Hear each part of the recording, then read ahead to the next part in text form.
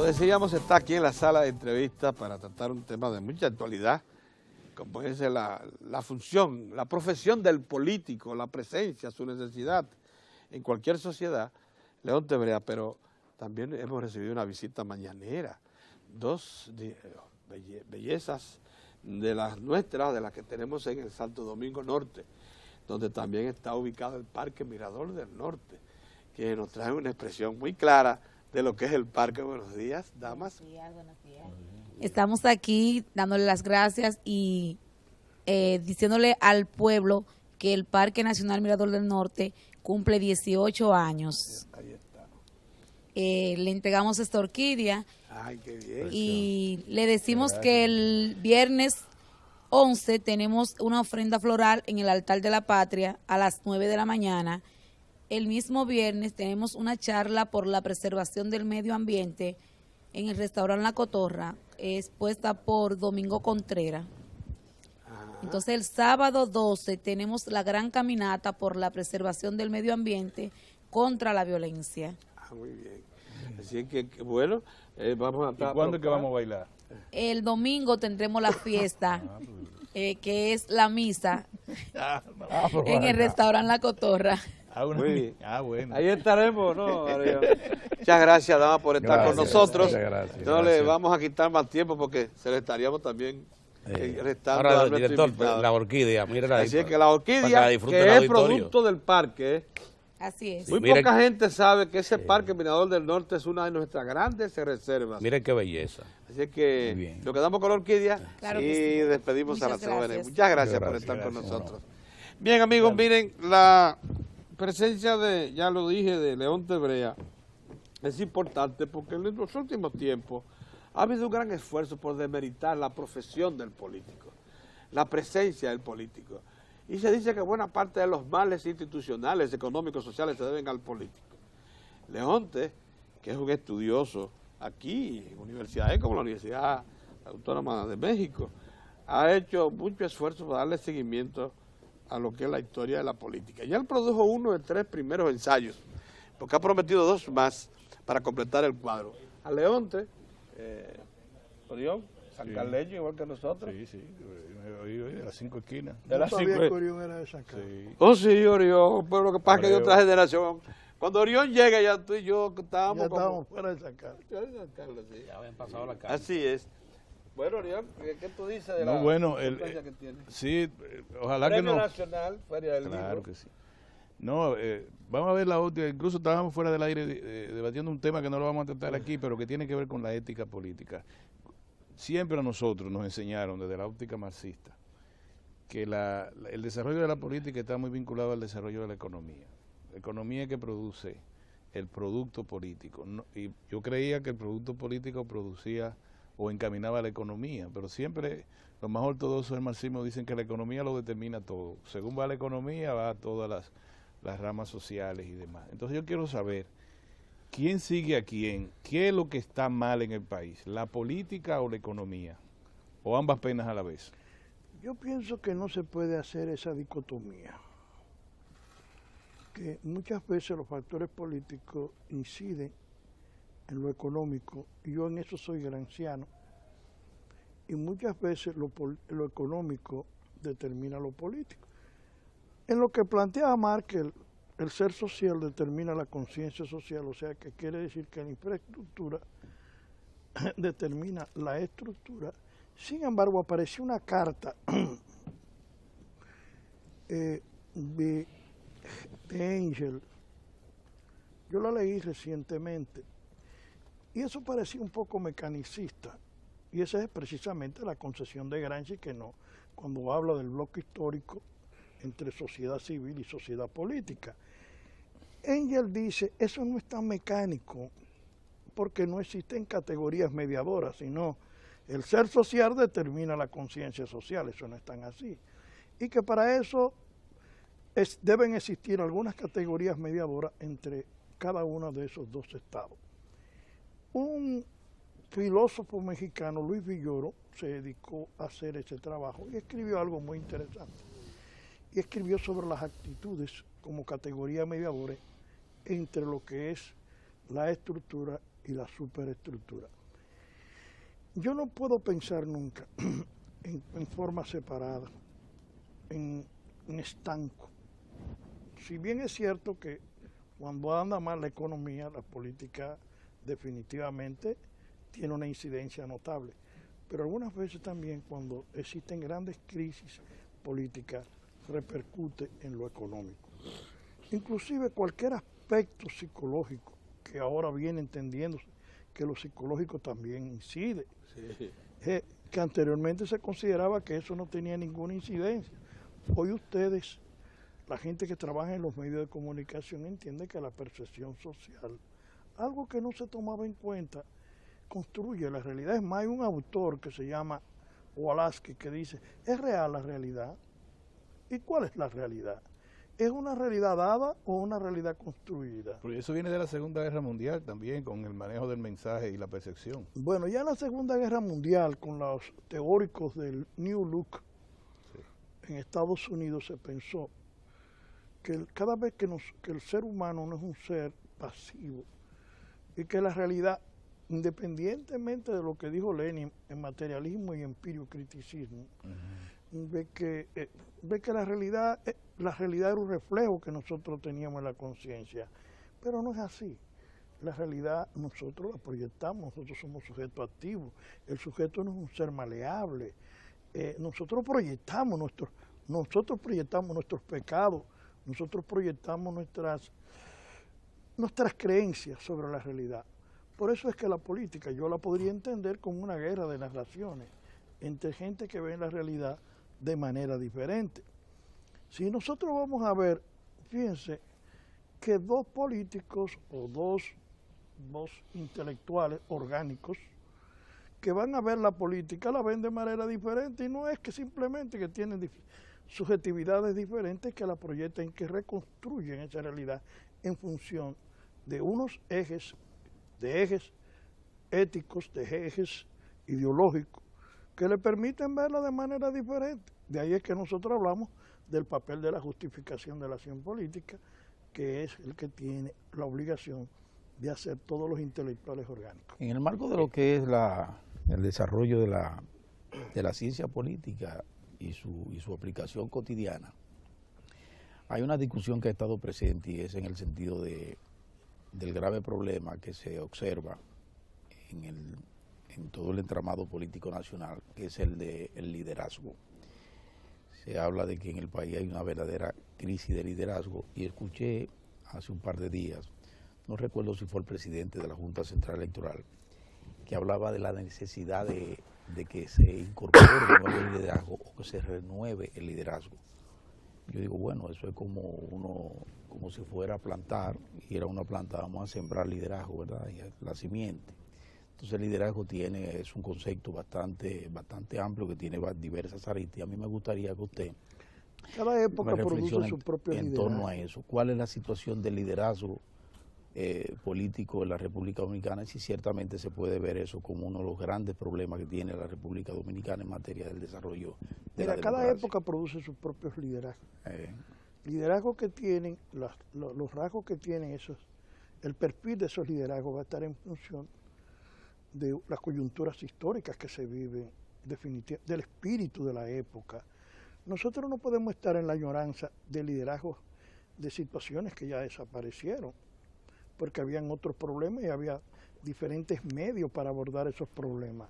Entonces, ante nuevas circunstancias, se dan nuevos liderazgos. Lo que pasa es que el hombre es un constructor de liderazgo, y el hombre vive en una nostalgia permanente. Esa nostalgia hace que le atribuyamos, y es normal, mistifiquemos lo pasado, y muchas veces satanicemos lo presente. Entonces, ante circunstancias como esa, nosotros vemos ¿qué sucede con muchos hombres que siguen siendo los mismos ante circunstancias diferentes? ¿Qué pasa con ellos? Que no dan las respuestas adecuadas. ¿Por qué no dan las respuestas adecuadas? Porque viven en lo que se llama en detención del movimiento.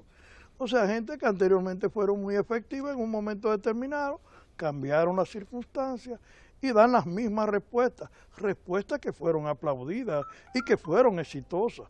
Entonces, se dan dos situaciones con esas personas, ni nosotros podemos decirles que cambien. ¿Cómo van a cambiar si ellos son los que han triunfado?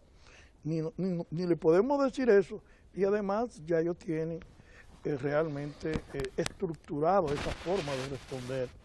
Es lo que se llama esquemas respondientes, hay esquemas de respuesta ya establecidos. Tipificante le llaman. Leonte, una pregunta que está combinada con otra, pero pienso que es necesario. La construcción psicosocial del político. ¿Por qué un político se lanza a la búsqueda del poder? ¿Cómo lo hace? Las maneras. Y lo otro es que en la República Dominicana esto es como cíclico. Cada cierto tiempo se trata esto de el advenimiento de nuevo liderazgo, el deseo. Pero se confunde las ideas con las edades. Cuando aquí se habla de nueva generación, de inmediato se relaciona con edades, como si los conocimientos o la manera de pensar fueran determinadas precisamente por las edades. Y es un absurdo. Tu pregunta es interesante, Sí. Porque yo voy a responderte con una idea que aparece al descaire en un trabajo quizás el mejor trabajo de Maquiavelo, que se llama Discurso sobre la primera década de Tito Livio. Los pueblos se cansan de estar bien y no soportan estar mal. ¿Qué quiere decir Maquiavelo? Que es realmente un gran pensador y que realmente se ha satanizado, pero Maquiavelo fue un hombre que murió pobremente en San Casiano y que simplemente no pasó más Escribió El Príncipe Desempleado. Desempleado, lo escribió cuando ya no... Y además de eso, lo escribe y lo dedica a Lorenzo el Magnífico, buscando la quiesencia para que lo incorpore, porque no tenía que comer, si no tenía simplemente una pequeñita finquita, una pequeña casita a 15 kilómetros de Florencia. Entonces, eso es así. Ahora bien, yo te voy a decir, en la construcción social del político intervienen diferentes factores. Cuando yo hablo de la construcción social, quizás cometo un exceso, porque solamente estoy dándole importancia al factor social. Pero hay factores también de tipo biológico que yo no lo puedo desdeñar. Se ha encontrado, y yo así lo expreso, en diferentes investigaciones, que hay gente que nacen con menos temor que otras. ¿Cómo es la cosa? Los arrojados. Hay gente que nacen con menos temor que otros. Sí. Mire qué Que hay cosa. un gradiente de temor. Y en la medida en que la gente tiene más temor, es más inhibido. Al ser más inhibido, no tiene pues la posibilidad de lanzarse con más temeridad, vamos a decir, utilizar ese término con ciertas precauciones a la conquista del poder, porque toda conquista del poder es riesgosa. No es un camino lleno de flores, es un camino realmente donde solamente triunfan aquellos que están preparados para ello, y preparados para ello son aquellos que son capaces de hacer lo que tienen que hacer cada vez que se presenten las circunstancias para hacerlo. Los que no están en capacidad para hacer lo que tienen que hacer, se van quedando en el camino. Sí. Y eso no llega ni siquiera a la falda de la montaña. Entonces, pero sin embargo, fíjate que ¿qué hacía Roma, por ejemplo, y qué hacía Atenas? Roma desde pequeño a los niños los criaba como si fueran adultos y quería que la Roma de que te hablo, la Roma de la República, antes todavía de llegar al imperio, a los niños les exigían conductas inmediatamente de hombres valorosas desde pequeños. Si nosotros vemos cómo criaron a Publio Cornelio Escipión, que fue su tío el que lo adiestró, lo criaron como un hombre de chiquito, desde pequeñito fue criado como si fuera un hombre y se le pedían conducta valerosa, pero quiere decir eso, Tenía ese por ciento. no, y además los niños que consideraban que no tenían las características, Lo sacaban de lo tiraban a un derrisco, como hacían también en Esparta. En Esparta se criaban a los niños de manera tal, por eso eran tan valerosos, porque se criaban enfrentando peligros, recibiendo azotes, expresamente para que supieran, para que aprendieran a resistir al dolor y a desensibilizarlo al dolor, porque hay mucho dolor en este camino. Pero más que eso, yo lo que digo es que en el proceso político los hombres se van desensibilizando, tienen que hacer el mal, porque eso no solamente se hace el bien, sino se hace el mal también. Entonces, hay un proceso de sensibilización. Algunas veces no es fácil decir, voy a hablar de fulano de tal, una persona que hasta ese día ha sido amigo tuyo, que no ha tenido la más mínima contradicción, pero tu rol en la política es que tú tienes que expresar una serie de ideas públicamente que va en detrimento de la imagen de esa persona. Hay un proceso de sensibilización. ¿Cómo tú haces eso? ¿Y cómo tú llegas a hacerlo? Hay otros que no lo hacen. Los que no lo hacen se quedan en el camino. Los que lo hacen van aprendiendo por aproximaciones sucesivas, desensibilizándose cada vez más hasta hacer otras cosas. Entonces el camino de la política es un camino que muchas veces, aunque hay dos, voy a hablar y voy a ser honesto, hay dos versiones. Taylor Caldwell, en un libro maravilloso, nos dice, pobre político. El político si da dinero, es un corrupto, si no da es un avaro. Si da dinero es un corrupto. Y si no da es un avaro. Pero también hay otro autor que dice, Adams, la política hace a los hombres buenos, A los hombres buenos. a los malos, y a los malos los hace peores. Eso dice, te estoy planteando los dos puntos de vista, tanto el de Caldwell y como el de Adams. Eso me obliga inmediatamente a intervenir y a plantearte mi principal preocupación, y una de las cuales nos motivó a invitarte. Y es la siguiente: se nos quiere hacer creer que el político es prescindible y que las sociedades, es más, en los últimos tiempos la sociedad civil, por ejemplo, la que más influye y tiene mucho control de medios de comunicación, ha venido demeritando tanto al político, al que lo ejerce como profesión, como principal actividad, tanto como para suplantarlos, dice uno, porque con algo tienen que tener en mente suplantar al político en la dirección de la nación y de la cosa y de las grandes acciones. Se concibe el mundo actual, tanto en la dirección del Estado como en la dirección de los grandes proyectos, sin hombres que sean profesionales de la política o que tengan las condiciones del político. Yo lo que digo es lo siguiente, yo me formulo la pregunta de otra manera. Ajá. Yo creo que desde toda la vida ha habido una lucha entre unos quieren suplantar a los otros y los otros quieren suplantar a los otros. La vida entera hemos observado cómo los hombres económicamente poderosos se han hecho de la política y se han hecho políticos. Por ejemplo, Sila decía, que fue un dictador romano, que en un momento, antes que lo hiciera en el 49 César, mucho antes, creo que fue en el 100 antes de Cristo, él cruzó y penetró con sus legiones a Roma y fue el primero que penetró. No fue César el que cruzó el Rubicón, primero fue él. Pero él decía, para yo tener esto tengo que tener dinero.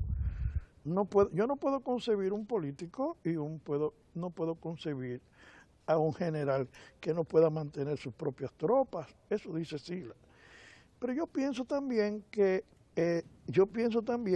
por otra parte, una vez que se tiene el poder económico, porque existen tres tipos de poderes: el poder económico, el poder político, que es el que tiene, vamos a decirlo así, yo no lo acepto totalmente, pero lo voy a dejar así, lo voy a decir como lo dice Weber, pero no quiere decir que yo estoy exactamente de acuerdo con eso, que es el que tiene el control, el monopolio exclusivo de los medios de coerción, de los medios para imponer la voluntad, pero desde el Estado. Pero yo no lo quiero ver así, porque la política nosotros la encontramos hasta en la esquina de nuestra casa. Exactamente. Exacto. Pero también existe otro poder, que es el poder del conocimiento.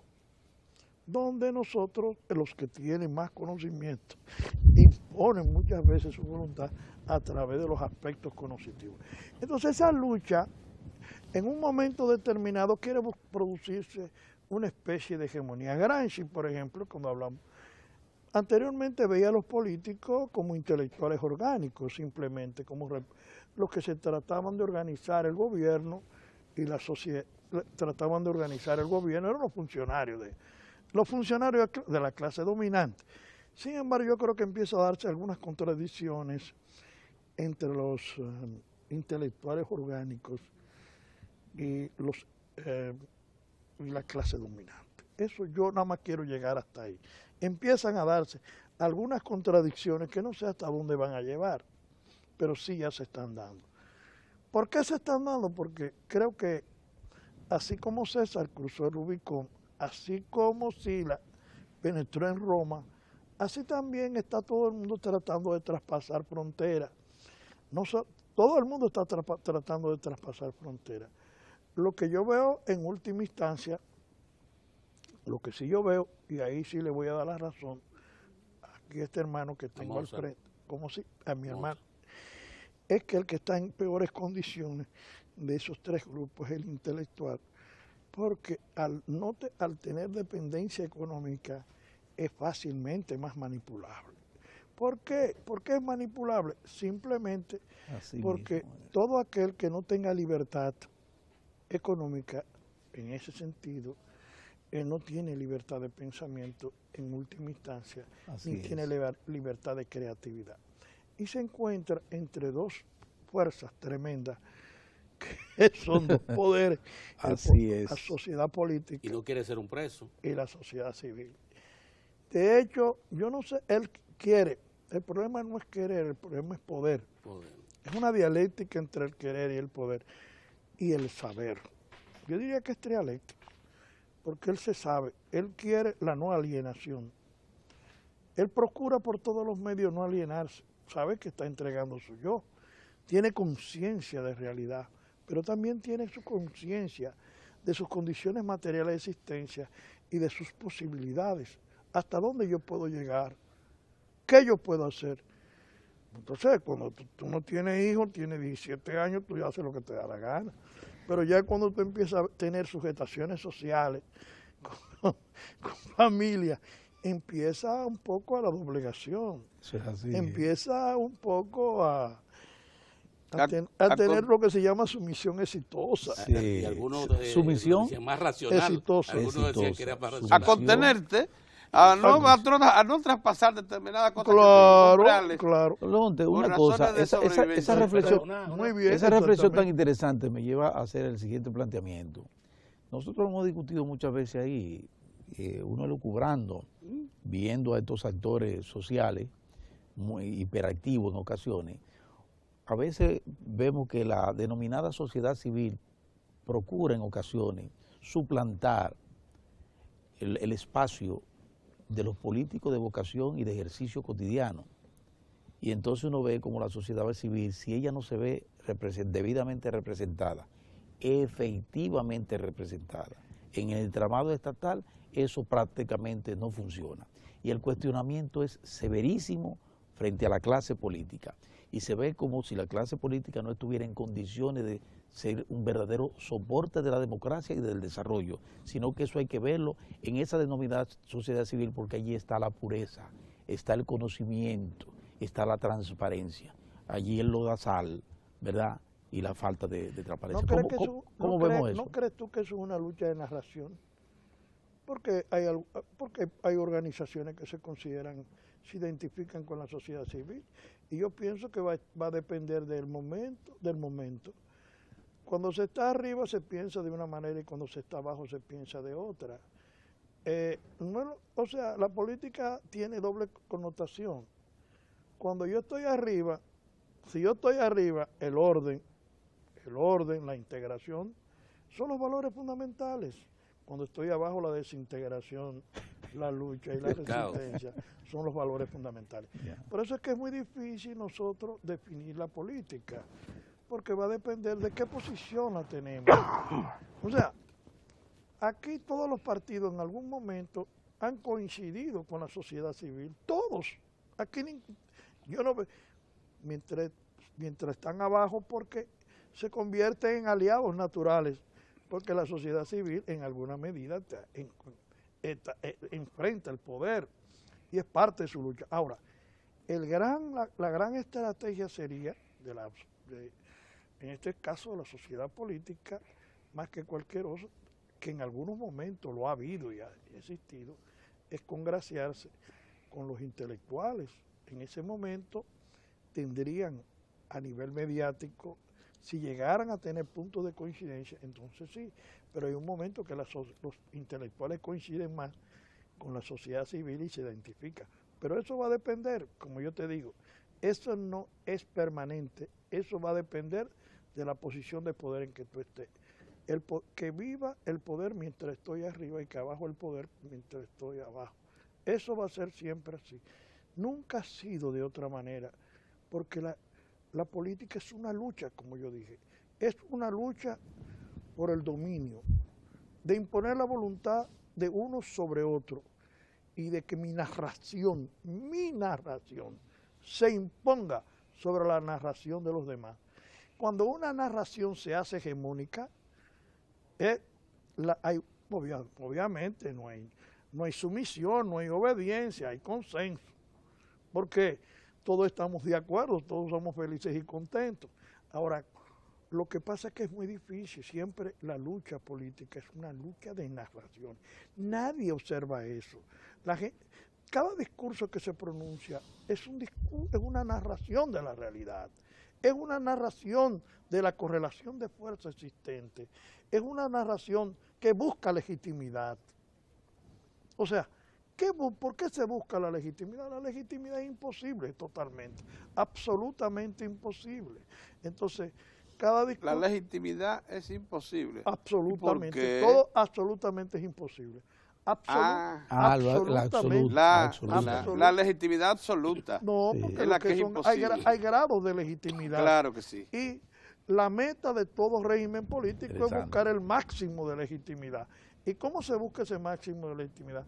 A través del discurso político, a través de la ideología, a través de diferentes... Tú no le vas a decir lo mismo, por ejemplo, como dice Gramsci. El discurso que tú vas a utilizar para hablar con un filósofo no es el mismo que tú vas a utilizar para hablar con el pueblo. Entonces hasta el folclore para Gramsci tiene un carácter ideológico y un carácter político, porque son formas de allegarse a sectores, a diferentes sectores. Hay grado de ideología, pero hay grado de aprehensión, y ese es el objetivo histórico siempre. Y cuando una vez decían que las ideologías se habían terminado, yo recuerdo un trabajo que escribió Luis Althusser cuando yo era althuseriano en los años 70 y estaba haciendo el doctorado en ciencia política en México. La ideología es eterna. Nosotros mismos vivimos justificándonos. La ideología es justificación. La ideología es una búsqueda de homogenización. La ideología es una búsqueda de lograr la cohesión. Es el cemento que tiene que producir la cohesión social. Y todo régimen está en la obligación de buscar esa cohesión social. Y el que no lo busca, pues va a ser avasallado. Cuando hay una guerra de narración, que es una guerra de definición de la realidad, que quede claro. Cada vez que hay una guerra de narración, es una guerra de definición de la realidad. Si el que está en el poder triunfa, bueno, pues avasalla. Y si el que está en la oposición, es ahí que se producen las crisis y los puntos de inflexiones, porque cuando se produce una narración que es superior a la oficial, es como en la ciencia, en la historia de las teorías de la ciencia.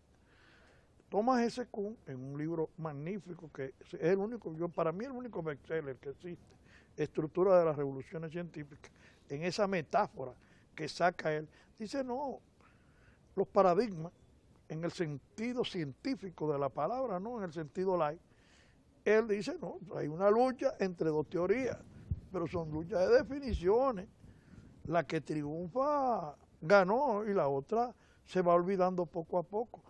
cuando el Almagesto de Ptolomeo y la revolución de las órbitas celestes de Copérnico, cuando triunfa la revolución de las órbitas celestes de Copérnico, ¿quién va a recordarse? Sí, no quiere decir que algunos elementos de el Almagesto de Ptolomeo no tengan incidencia para... Hay marinos todavía que viajan con eso y se dejan guiar de ella, pero definitivamente es una guerra de narración y hay que entenderlo así, como una guerra de narración. ¿Y por qué la siguen las masas? Cuando una de esas guerras se prestigia ante las masas, ¿por qué la siguen? ¿Por qué son coherentes? Y yo quiero que quede claro que no solamente la racionalidad influye, la racionalidad es un vector fundamental. Es el vector en última instancia, quizás, pero va a depender de qué población. Yo digo que la emoción es fundamental. A un pueblo, la seducción, la persuasión, la manipulación, la disuasión, tiene que ver mucho con el grado en que se manejan las emociones.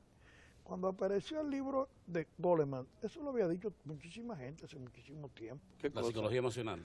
No, sí, eso simplemente es manipulación, eso simplemente es persuasión. Yo más bien que inteligencia, yo diría la emoción inteligente. Sí. Porque ¿qué es lo que yo hago? Tratar de caerte simpático a ti. ¿Y para qué yo trato de caerte simpático a ti? Solamente para irme de aquí y ya olvidarme de ti.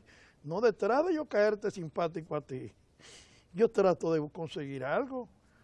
Si yo trato de conseguir que tú hagas lo que yo quiero, te estoy manipulando. Si yo trato simplemente de que tú votes por mí en unas elecciones, yo te estoy persuadiendo, simple y llanamente. Si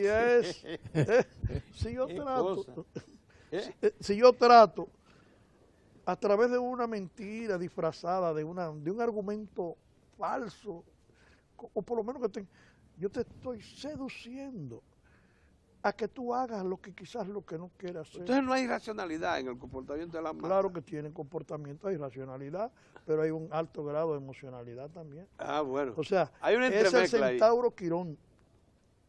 El centauro Quirón, mitad bestia y mitad hombre, mitad razón y mitad bestia. En algunos casos el centauro tiene las 3/4 partes bestia y 1/4 parte. Depende. Depende. Ahora, yo digo que en un país como este, en mi punto de vista muy particular, es muy difícil hablar simplemente desde el punto de vista filosófico a las masas. Tú tienes que conectarte con ellas. Sí, Que son muy habilidosas. Sí, No solamente que Los tienen un dominicanos grado somos alto, muy habilidosos. tienen un grado alto de emocionalidad. Por eso es que en esas expresiones populares se habla de esos tipos de oradores que se contagian, se impregnan de emoción y después esa misma emoción se la derraman a la gente. Óigame, pero usted me ha traído a la memoria, perdóname, sí. porque no vamos a entender un poquito más hoy. Vamos a llegar hasta las 50, la importancia de este señor y la oportunidad que nos ofrece. Usted me trajo a la memoria algo que acontecía con los discursos de Joaquín Balaguer.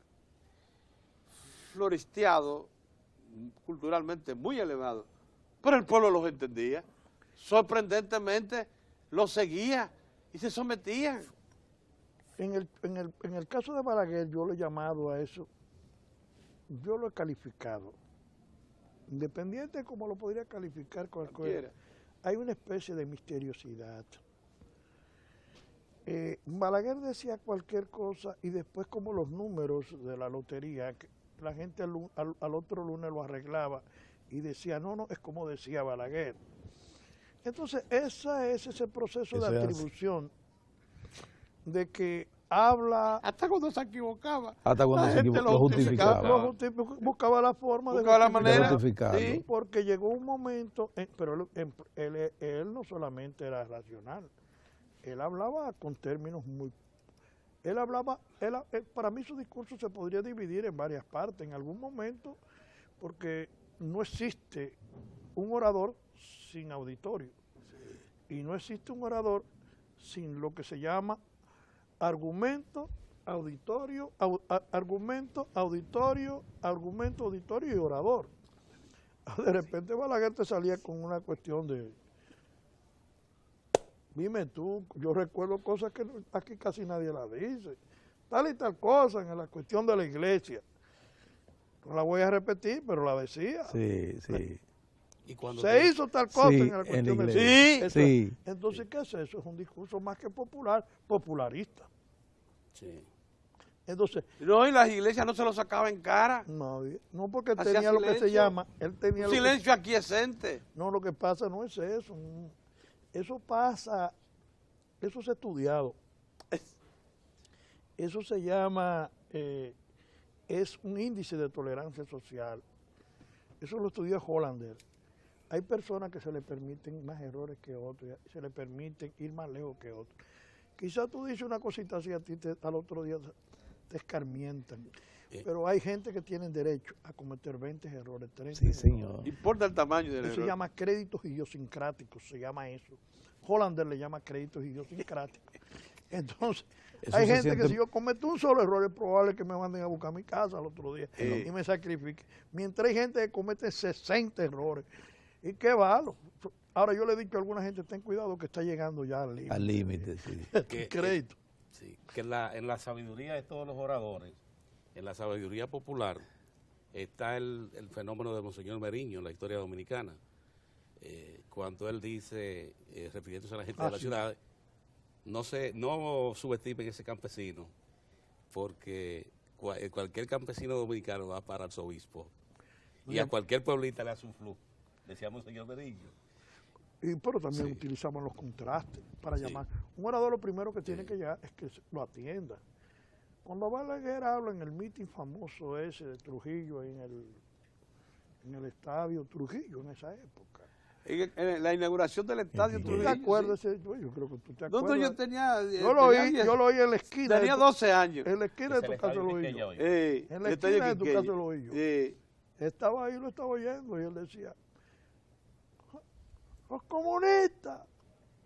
Eso dicen los comunistas finalmente, pero eso fue para traer la atención. Sí. Cuando Balaguer habla de los comunistas, que esto, pero eso dicen los comunistas. Trujillo es tal cosa, pero eso dice, llamó la atención. Primero atrajo al público a que lo escucharan, a su discurso, y después Mira, Que había usado Meriño una construcción parecida igualita, idéntica. en el eso fue- sínodo de obispo, Claro que cuando sí, lo dijo, dijo. Dios no existe. Exacto, Y todo eso el hizo mundo se Meriño. levanta. Así dice. Eso Así ya lo había dicen hecho los Meriño. ateos. sí. Mire, hay, Pero yo este quiero primer libro, No, pero hay una pregunta que yo quiero hacer ya, combinada con antes el de esto. libro. Mire, una es, León te estaba mencionando a Gramsci.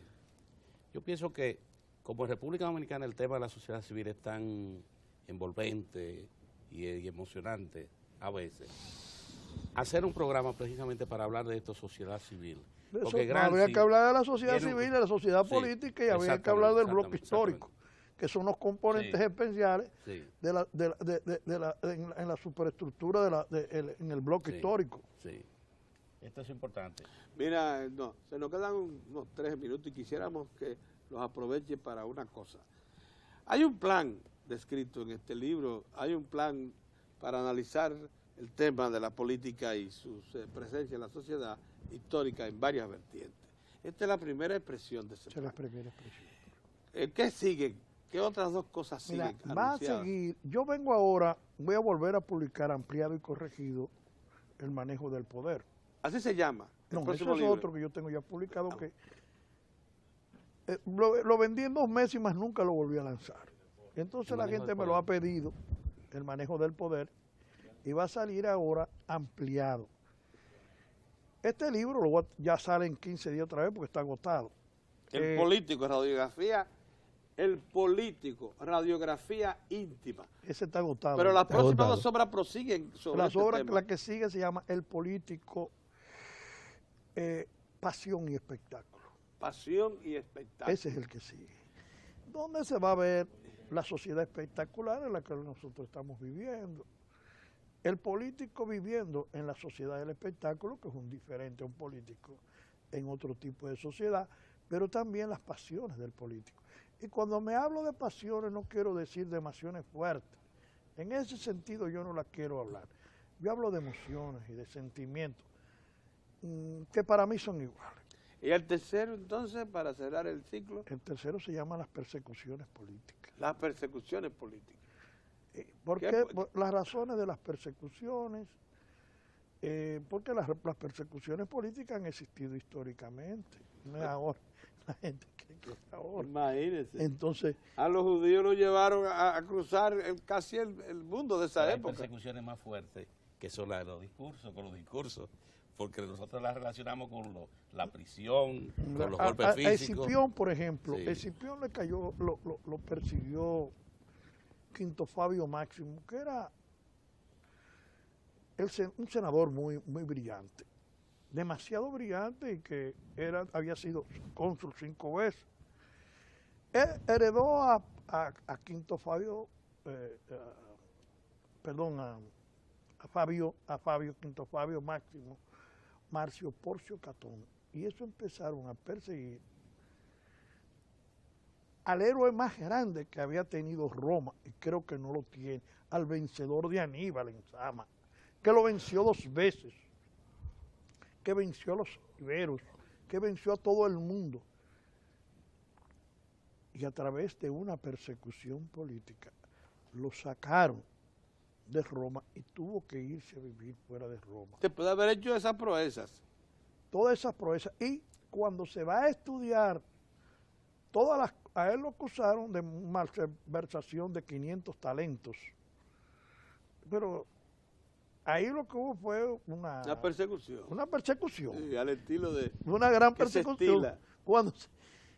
Entonces se quisieron llevar al hermano y tuvo él que morir fuera de Roma.